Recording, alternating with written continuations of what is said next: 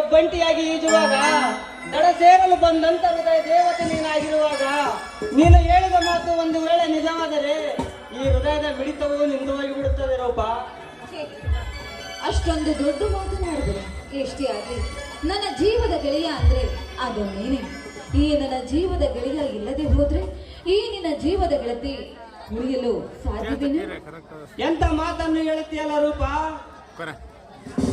ನೀನು ಹೇಳಿದ ಮಾತು ಒಂದು ವೇಳೆ ನಿಜವಾದರೆ ನಮಗಾಗಿ ಕಟ್ಟಿರುವ ಪ್ರೀತಿಯ ಕನಸುಗಳನ್ನು ನಿರೂಪಿಸಿಯ ಶಿಲೆಗಳಿಗಾಗಿ ಕೆತ್ತಿದ ಆ ಜಗದೀಶನ ಮನಸ್ಸಿಗೆ ಆನಂದವಾಗುತ್ತದೆ. ಹೌದು ಗುರು, ನಮ್ಮಲ್ಲಿ ಯಾವ ಆಸೆ ಆಕಾಂಕ್ಷೆ ಇದ್ದರೂ ಕೂಡ ಅದನ್ನ ಉಪಯೋಗಿಸಿಕೊಳ್ಳದೆ ಆದಷ್ಟು ಬೇಗ ಜಗದೀಶನ ಮನೆಯನ್ನ ನಾವು ಬಂಗಾರಗೊಳಿಸಬೇಕು. ಅದೊಂದೇ ಮುಂದಿನ ನಮ್ಮ ಗುರಿಯಾಗಿರಬೇಕು ಅಷ್ಟೇ. ರೂಪ, ನಮ್ಮ ಪ್ರೀತಿಯ ಬಾಳಲ್ಲಿ ಅದಂತ ಬಿರುಗಾಳಿಯ ಬಂದರು ಭೂಕಂಪವಾಗಿ ಪರಿಗಣಿಸಿದರು ಈ ನಮ್ಮ ಪ್ರೇಮವನ್ನು ಅಲಗಾಡದಂತೆ ಭದ್ರವಾಗಿ ಕಾಪಾಡಿಕೊಳ್ಳುತ್ತೇನೆ ರೂಪ.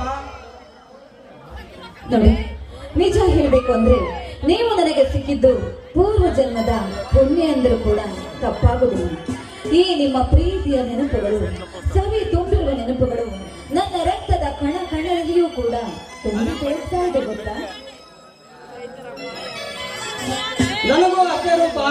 ಒಡಕು ಮನಸ್ಸು ಬೀರದ ನಿನಗಾಗಿ ಮೀಸಲಾಗಿರುವಾಗ ಈ ಪ್ರೇಮದಲ್ಲಿ ಸಿಲುಕಿದ ತಕ್ಷಣವೇ ನನ್ನ ಹೃದಯದ ಚೆಲುವೆ ನೀನಾದಾಗ ಇಂತಹ ಸಂತೋಷದ ಸಂಭ್ರಮದ ಸಮಯದಲ್ಲಿ ಇರಾದ ಮಾತುಗಳಕ್ಕೆ ಇರಬಹುದು. ಆದ್ರೆ ನೀವು ನನ್ನನ್ನ ಪ್ರೀತಿ ಅಪ್ಪಿಕೊಂಡಿದ್ದು ಅದು ನಿಜಕ್ಕೂ ನನ್ನ ಅದೃಷ್ಟ ಅಂದ್ರೆ ತಪ್ಪಾಗೋದಿಲ್ಲ.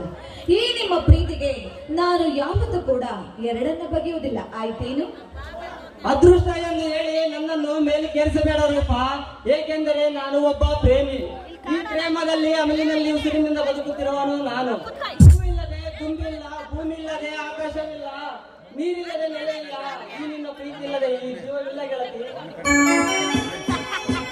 ಸಾಕಪ್ಪ ಸಾಕು.